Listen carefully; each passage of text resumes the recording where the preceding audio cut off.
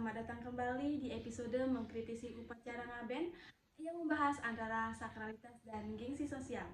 Nah, pada kali ini, di ruang di mana kita mengupas tuntas budaya dan spiritual Nusantara, tanpa ragu bertanya apakah kita masih paham makna di balik semua ini. Hari ini, kita akan menyelam ke salah satu ritual yang cukup besar, paling sakral dan juga yang paling mahal dalam tradisi agama Hindu di Bali, yaitu upacara ngaben, sebuah upacara pembakaran jenazah yang dipercaya sebagai jalannya pembebasan roh menuju alam moksa. Tapi benarkah hari ini masih murni sakral atau sudah menjadi simbol gengsi dan kompetisi sosial? Bersama saya hari ini hadir seorang mahasiswa dari Stan Negeri Empu Puteran Singaraja. Kita sambut Komang Gayatri Primasanti. Om Swastiastu, terima kasih atas undangannya pada podcast kali ini. Oke, jadi kita langsung saja mulai ke pertanyaannya. Jadi saya ingin mulai dengan pertanyaan yang paling mendasar. Nah, Gayatri, banyak orang tahu bahwa ngaben adalah ritual yang penting. Tapi mungkin nggak semua tahu kenapa penting. Bisa dijelaskan dulu secara singkat makna filosofis di balik ngaben ini? Oke, tentu akan saya jelaskan. Ngaben dalam ajaran agama Hindu di Bali adalah proses membebaskan atma jiwa manusia dari tubuh kasarnya. Tubuh kita ini hanyalah pembungkus sementara. Setelah meninggal, roh perlu dilepaskan agar bisa melanjutkan perjalanannya menuju alam selanjutnya. Bahkan moksa, yaitu membebaskan dari siklus kelahiran dan kematian. Nah, ngaben adalah media untuk melepaskan roh itu secara ritual, simbolis, dan spiritual.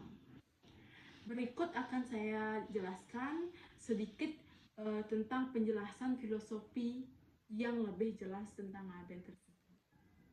Yang pertama, ngaben mempercepat proses pengembalian unsur-unsur tubuh atau panca mahabukta, yaitu tanah, air, api, udara, dan ether, ke dalam semesta setelah kematian. Yang kedua, upacara ini juga membantu atman atau jiwa untuk kembali ke Brahman, yaitu menuju tempat peristirahatan terakhir setelah terlepas dari ikatan duniawi. Yang ketiga, ngaben adalah sebagian dari siklus kehidupan yang tak terputus, di mana kematian bukan akhir, melainkan awal perjalanan jiwa menuju kehidupan selanjutnya. Yang keempat, ngaben juga merupakan bentuk penghormatan dan penerimaan atas kepergian leluhur serta memperkuat ikatan antar generasi.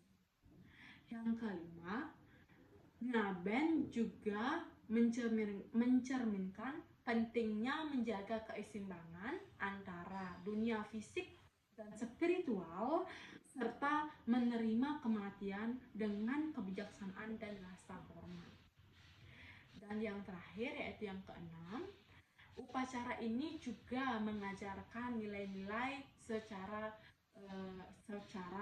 yaitu seperti tulus ikhlas dan pentingnya menjaga hubungan antara alam dan sesama makhluk hidup. Wah, luar biasa. Tapi justru karena pentingnya upacara ini, saya juga sering dengar keluhan di masyarakat. Ada keluarga yang rela berhutang demi bisa layak melaksanakan upacara ngaben tersebut. Bahkan katanya upacara ngaben terlalu sederhana dan bisa dikomentari tetangga. Bagaimana pendapat Anda sebagai seorang mahasiswa melihat fenomena ini Gayatri?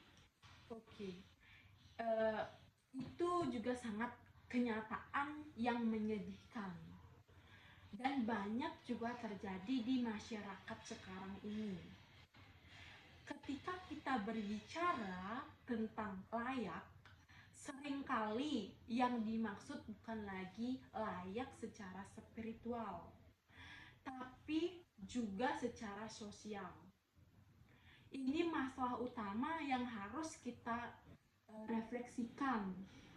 Banyak orang sekarang melaksanakan ngaben bukan semata-mata demi roh leluhur, tapi karena takut dianggap enggak mampu atau enggak hormat. Berarti jadi semacam tekanan sosial yang terselubung itu ya? Betul sekali. Padahal dalam kitab suci Hindu sudah dijelaskan, yaitu bahwa yatnya atau persembahan suci itu dinilai bukan dari jumlah uang, tapi dari ketulusan dan kesadaran spiritual. Nah, Gayatri, dari penjelasan Anda, lalu bagaimana dengan pergeseran makna ngaben yang dapat mempengaruhi kehidupan masyarakat setempat? Karena katanya ngaben sudah menjadi seperti ajang persaingan. Bagaimana tanggapan Gayatri mengenai hal tersebut? Oke, jadi dapat dikatakan, yaitu menurut tanggapan saya, bahwa terjadi pergeseran makna ini dalam pelaksanaan upacara ngaben di Bali karena sudah menjadi ajang persaingan sosial. Nah, pada awalnya ngaben adalah ritual suci dalam agama Hindu di Bali yang bertujuan untuk menghantarkan roh leluhur menuju alam pitri dan menyucikan jiwa agar dapat bersatu dengan Sang Pencipta. Ritual ini sangat spiritual dan nilai kekeluargaan serta solidaritas sosial. Namun, perkembangan zaman dan perubahan sosial ekonomi telah mempengaruhi makna dan pelaksanaan ngaben. Saat ini, ritual ini seringkali dipandang sebagai kewajiban sosial yang membutuhkan biaya yang sangat besar, sehingga menimbulkan tekanan ekonomi bagi keluarga yang melaksanakannya. Banyak keluarga yang memaksakan diri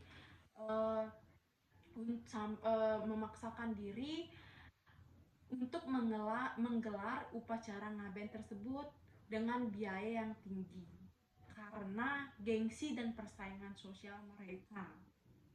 Bahkan sampai menjual harta benda atau meminjam uang demi mengikuti standar sosial tersebut. Hal ini menjadikan ngaben sebagai ajang persaingan status sosial antar keluarga atau antar desa, bahkan antar tetangga pun. Bukan hanya semata-mata sebagai ritual maupun spiritual. Pergeseran ini juga menyebabkan lunturnya nilai gotong royong dan solidaritas yang dulu melekat dalam pelaksanaan ngaben, serta munculnya praktik-praktik komersialisasi dan persaingan yang tidak sesuai dengan makna asli spiritual tersebut. Dengan demikian, ngaben kini memiliki fungsi ganda, yaitu sebagai ritual keagamaan yang sekaligus sebagai konteksi sosial dan ekonomi di masyarakat. Nah, pada intinya secara keseluruhan, pergeseran makna ngaben telah membawa dampak yang sangat signifikan pada kehidupan masyarakat di Bali, terutama terkait aspek ekonomi, solidaritas sosial, dan pelestarian budaya, sehingga menuntut adaptasi yang bijak agar tradisi ini tetap lestari tanpa membebani masyarakat secara berlebihan. Wah, sekarang saya jadi cukup tahu bahwa ngaben tidak perlu semegah dan semewah banget, yang terpenting kita mampu dan tidak perlu malu atau pamer ke tetangga. Tapi sayangnya di lapangan masih banyak orang yang memaksakan diri. Bahkan ada yang bilang makin megah ngabennya, makin tinggi pula status sosialnya. Status sosial yang dimaksud yaitu status sosial keluarganya. Nah, itu adalah bentuk distori budaya. Kita tidak bisa menyalahkan masyarakat sepenuhnya, karena ini sudah menjadi sistem yang mengakar atau yang diada-adakan dari dulu gitu. Tapi justru itu yang harus kita kritisi lebih dalam lagi.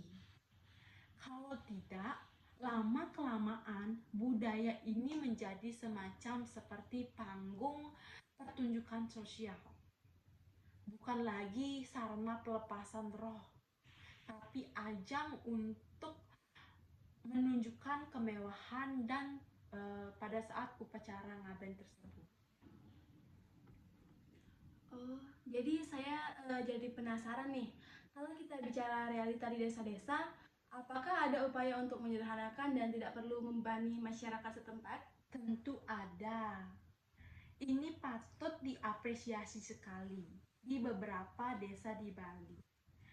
Nah, sudah ada upaya nyata untuk menyederhanakan upacara ngaben agar lebih terjangkau dan tidak terlalu memberatkan masyarakat. Nah, yang pertama yaitu konsep ngaben massal yang paling utama yang sudah banyak dilakukan di desa adat. Biasanya di desa saya itu kalau upacara ngaben dilakukan selama 6 tahun sekali. Dalam sistem ini, satu upacara dilakukan secara bersama-sama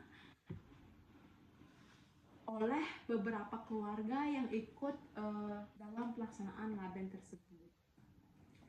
Disinilah budaya Bali sebenarnya, karena hidup dalam kebersamaan, bukan karena persaingan dan kepameran semata saja. Karena budaya Bali itu memegang teguh saling asah asih asuh. Yang kedua, penggunaan material yang lebih sederhana.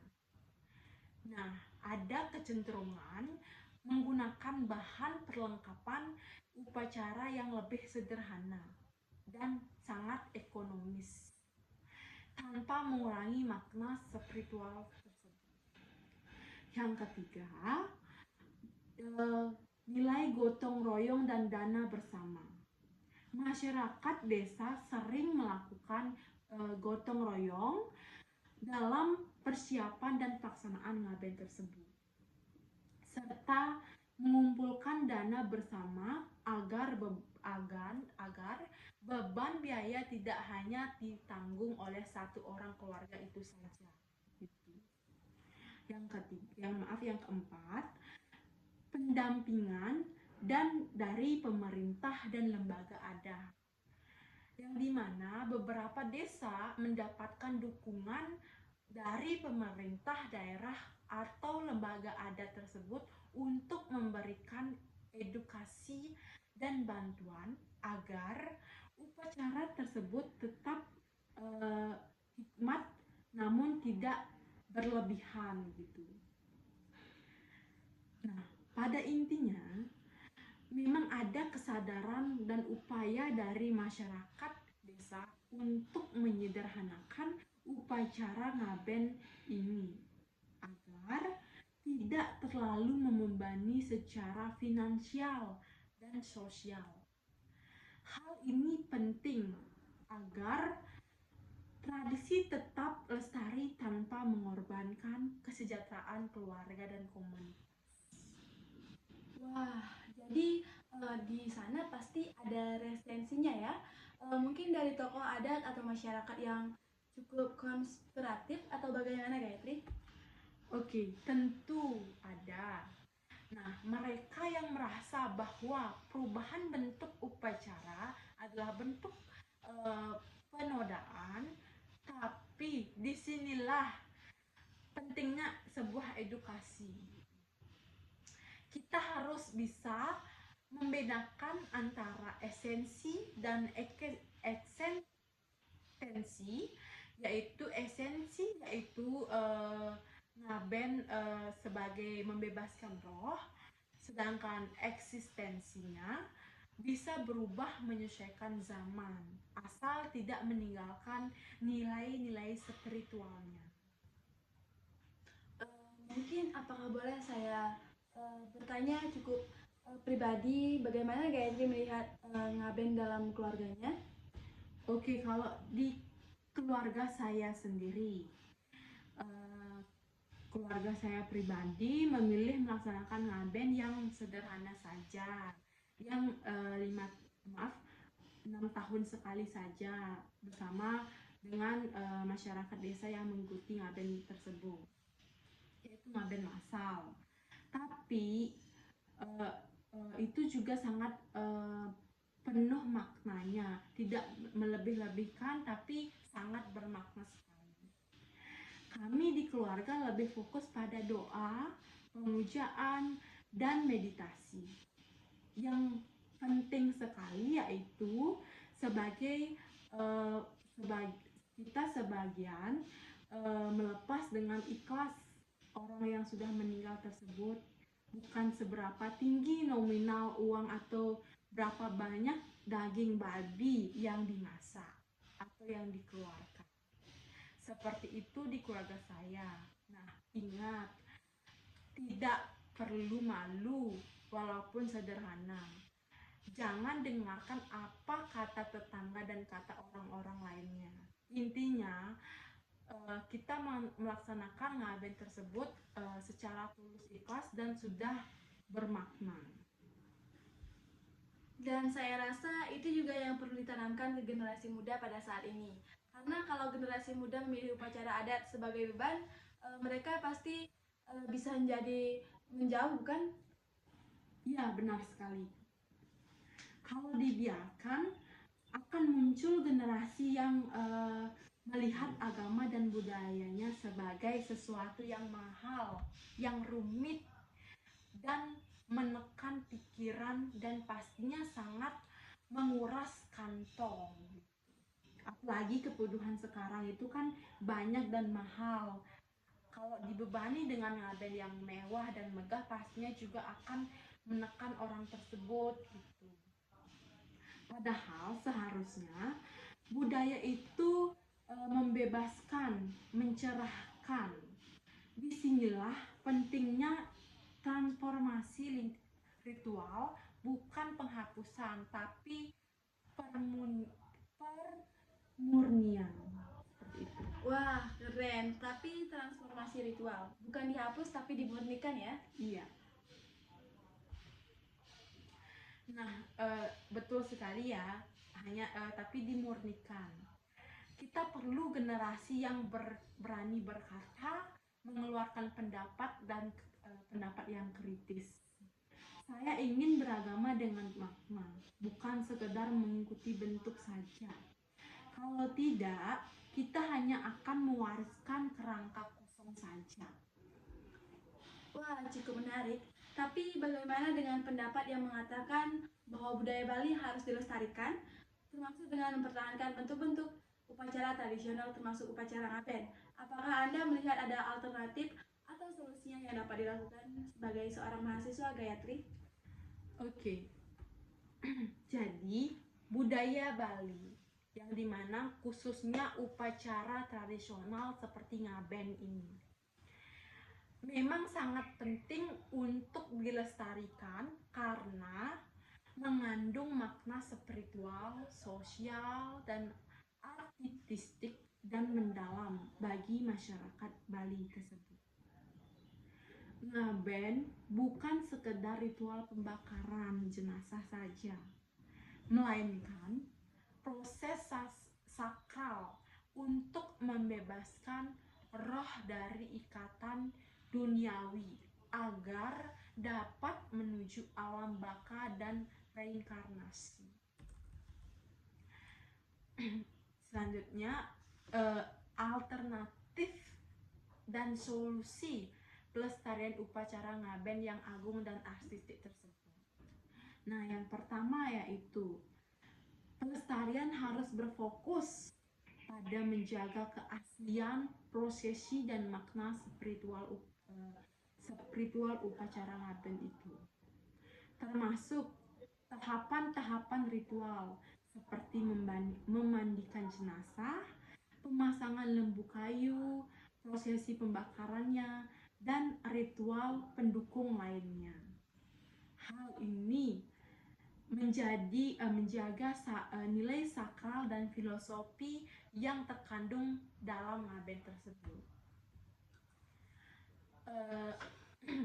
Di dalam ngaben tersebut juga biasanya ada tari baris dan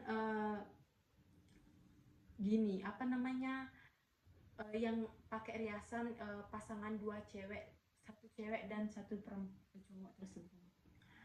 Nah, yang kedua yaitu mengajarkan makna dan nilai upacara ngaben kepada generasi muda melalui pendidikan formal dan informal agar mereka memahami pentingnya upacara tersebut sebagai warisan leluhur dan bagian dari identitas budaya Bali.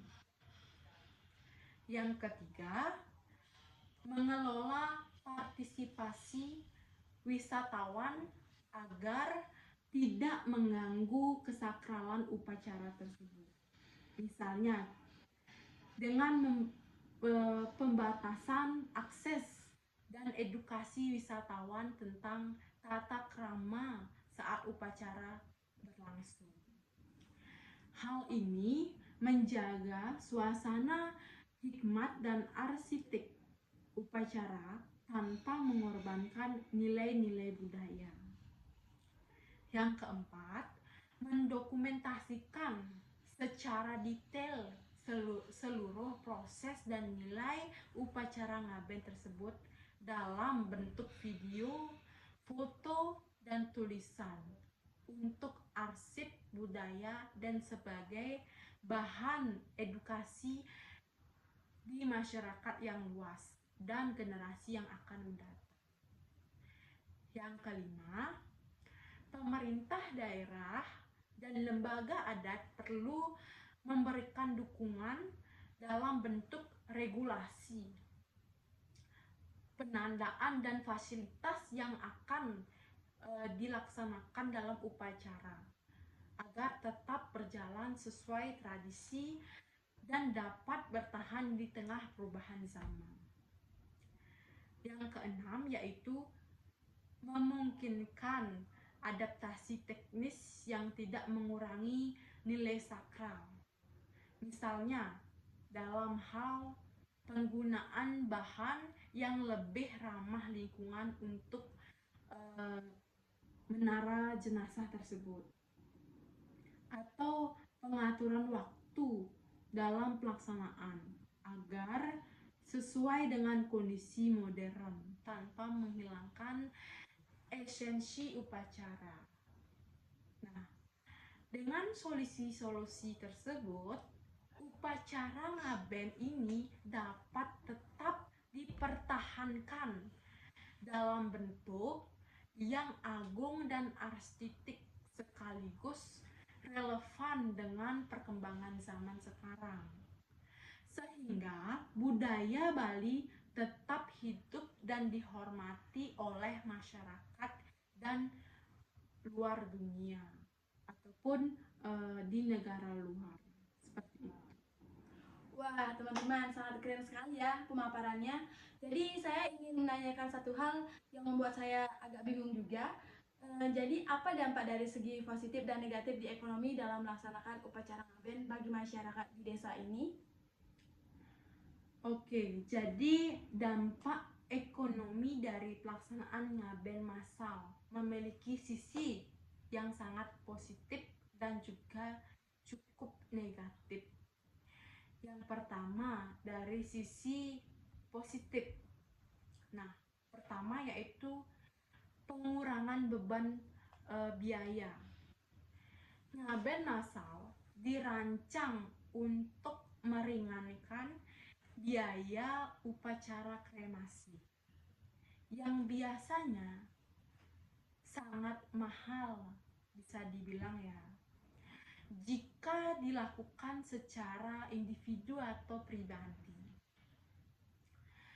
dengan biaya sekitar kalau tidak salah itu 5 juta per keluarga di desa, ngaben massal jauh lebih terjangkau dibandingkan ngaben pribadi yang bisa mencapai puluhan hingga ratusan juta.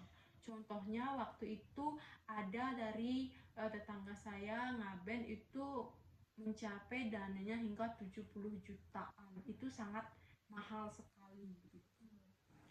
Yang kedua, meningkatkan solidaritas dan kerjasama. Pelaksanaan secara bersama-sama mempererat hubungan kekeluargaan dan kerjasama antar umat Hindu, serta menciptakan rasa kebersamaan dalam masyarakat. Yang ketiga, penciptaan lapangan kerja dan pariwisata. Kegiatan ngaben massal ini juga membuka kesempatan kerja bagi warga lokal dan dapat menjadi daya tarik wisata budaya yang mendukung perekonomian desa. Apalagi sekarang yang sangat berkembang di Bali itu kan pariwisatanya, pastinya itu sangat mendukung. Nah, selain itu dampak negatifnya. Yang pertama, kecenderungan pelaksanaan yang mewah. Nah, pada saat pelaksanaan mewah ini, meski tujuan awalnya untuk mengurangi biaya, beberapa peserta ngaben massal tetap membuat perlengkapan mewah seperti balai tanjuk individu yang menambah beban biaya dan menghilangkan esensi penghematan. Katanya mau menghemat, tapi dia malah membuat balai tanjuk individu itu malah membuat penambahan biaya lagi gitu.